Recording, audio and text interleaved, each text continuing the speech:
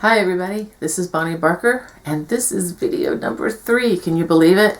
I hope we're still friends here. I hope you're not too bewildered by these stitches. Anyway, so I'm just show you what we should have before you start video number 3. We have this nice little border. We have the low front ridge, the cable, a low front ridge, the 2 rows of the arrow stitches, 2 rows of single crochet, and then low front ridge, then the cable stitch, and then another low front ridge.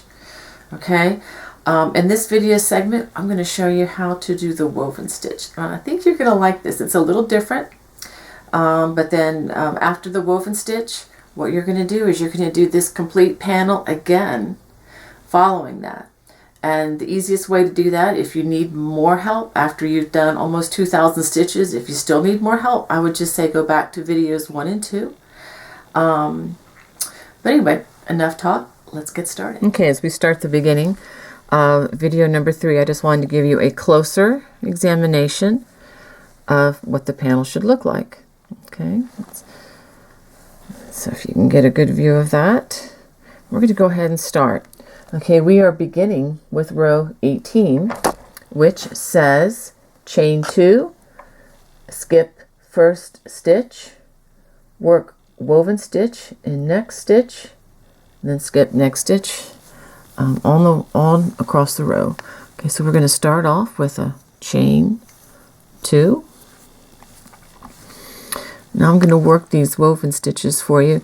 This is kind of a different stitch, so it does take a little bit of time to get the rhythm of it, because it's a little different than a double crochet and a single crochet. We're going to wrap the stitch, we're going to skip the first stitch, we're going to go into both loops, pull up a loop, we're going to go under 1 loop, yarn over, pull through 2, you're halfway done. Now we wrap it again, stick it in the same space, pull up a loop, and then just pull it through 2 loops and you are done. That's an odd looking little thing, isn't it? Alright, now we're going to skip this stitch and we're going to do it again. Yarn over, stick it in the loop, pull up a loop, pull under just once, wrap and pull through the 2 loops on the hook, wrap it again, stick it in the same space, pull up a loop, and then just pull them through the 2 loops without wrapping them. Okay, let's do that again. Yarn over, stick it in, pull up a loop, pull under 1 loop, yarn over, pull through 2, wrap it, pull up a loop, and then just pull them through the 2. The more you do this, of course, the more muscle memory is going to kick in, and you'll be able to do this without thinking about it. When we're working the foundation row, just make sure you do it in every other stitch. This stitch is also one of those stitches where you're going to have to check your gauge. If you find that after doing this you are pulling the stitches really tight, I have a dear friend of mine who had a really hard time with the gauge on this, and a couple people on Ravelry as well. But many people have done it successfully and it's not a problem. The key is if you find that this is really loose, then of course you have to get a smaller hook. If you find that it's really pulling tight, and if after you do 1 or 2 rows and you find that that's extremely pulled tight, you're going to have to go up a hook size and redo that. Okay, so I do hope you like this. It is, again, like I said, it's just going to take some time for muscle memory to kick in, but once you get it, a dear friend of mine used to say concerning practicing music, don't practice until you get it right, practice until you can't get it wrong. And that's what we want to do with these stitches. You want to practice them until you don't get them wrong. You just can't. So anyway, I'm going to finish this row and then I'll get back to you. Okay, I'm at towards the end. I have just a couple more to do, and I'm going to go ahead and finish those so that you can see the motion of the stitch again. Again, make sure you skip a stitch in between each of these woven stitches. I kind of zoned out for a moment and started to put 1 in each stitch and had to pull it out. So skip a stitch. We're going to wrap the hook, pull up a loop, pull it through pull it through one loop, yarn over, pull it through two, again wrap it, stick it in the same, and then pull it through the two loops like that. Let's do that again, wrap it, I'm going to skip a stitch, go into the next one, pull up a loop, pull it through one, yarn over, pull through two, yarn over, pull up a loop, and pull through two. Okay, now I have just one more stitch, and it just turns out that it worked out even for me, and hooray. So you're going to work a stitch in the last stitch.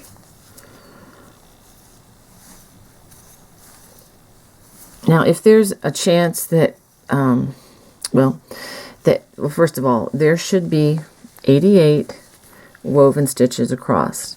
Now this is a looser stitch than, let's say, the low front ridge that we're working in. And this is going to be a little bit looser than this row.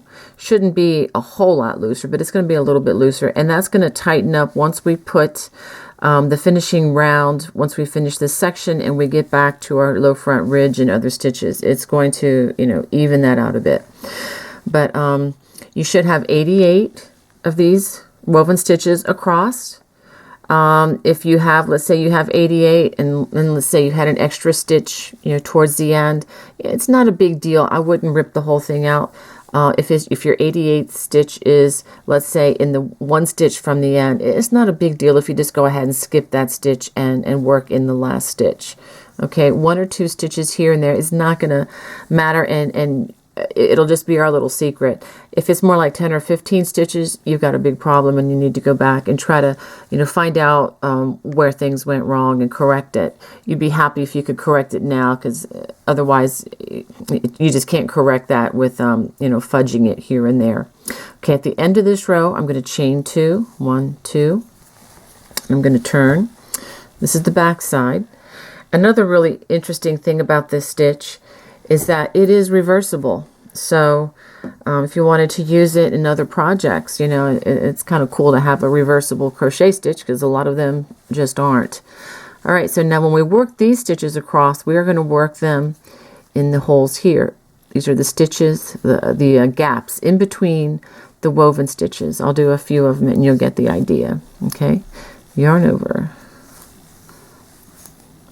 pull it through a loop, yarn over, pull through 2, yarn over, pull through 2.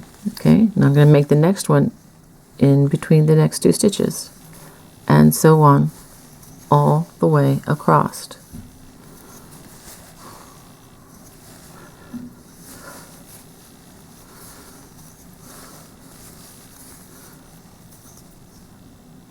Let's get some more yarn going here.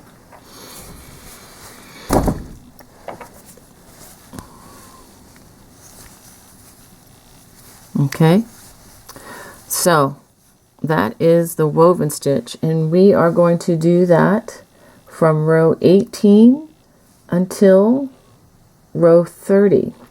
So that's going to be, let's see, about 12 rows. Okay, so after I get 12 rows of this stitch, before I do that, let me show you one more thing. Okay, we get to the end, let's see, we get to the very end of this. Let me show you. We're going to work a stitch here, and the very last stitch of this round, or rather of this row, I'm not sure why I'm calling them rounds, because it's straight across as rows. The very last stitch, the woven stitch, will be worked in this chain 2. Okay, I will show that to you when I get back, but I just want you to see, before I show you the complete 12 rows, that you're going to work the last woven stitch of each row in the chain 2. Okay, then you will chain 2 and turn. All right, well, I'll see you after I complete my woven stitch section. Okay, I am back with all of the woven stitch portion done, except for the row to discontinue this, which I will show you in just a second here. I just wanted to give you an idea of where we are now. Okay, this portion I think I told you at the beginning it was 12 rows. I was mistaken. It's actually 13 rows. So, and these are pretty easy to count as you count, 1, 2, 3, 4. It's easy to see where you are. So you're going to want to do 13 rows. That would be rows, let's see, 18 through 30. Okay, and because it's an even number, you should end the last row with the front side facing. Okay, now we're going to work the row that gets us back to working with regular stitches across. Okay, and to do that, we're going to chain 2, and we are simply going to work 2 single crochets between each woven stitch, just like so. Just 1, 2, 1, 2. Again, in between the woven stitches all the way across. Okay, I'll finish this and then I will show you the ending of this row. Okay. Now I'm all the way to the end of this row. This is the row to discontinue the woven stitch. And I'm going to put 2 single crochets there. And then here you have the chain 2. And you're going to put 2 single crochets between the woven stitch and the chain 2 chain right there at the end of the row. All right. Again, this is with the back side facing. Okay. So now I'm going to give you a huge assignment. Okay, I'm going to chain 1 and turn. Now, just like I did with the earlier video 2, where I basically said you need to crochet all of this here. Now, what we're going to do, starting in the very next row, we are going to go all the way back to row 2, which is right down here with the low front ridge. And we're going to crochet from row 2 all the way through to row 17 again, and that would incorporate the following stitches. You're going to have low front ridge, let's hold it up better, the low front ridge, the cable, another low front ridge. You're going to have the 2 rows of the arrow stitch, and then you're going to have 2 rows of single crochet, and then 2 more rows with the low front ridge again, 2 more rows with the cable, and 2 more rows of the low front ridge. Okay, so that's the assignment. This is going to be a hefty week's worth, I guess. But all of this again is going to be crocheted on to this end right here. And then after you finish that, that would be ending on row 47 again. Rows 32 through rows 47 is simply repeating rows 2 through 17. If you need help doing this, go back and you're going to need to rewatch video 1, starting with row 2, and also into video 2, which will give you your arrow stitch again, should you need that.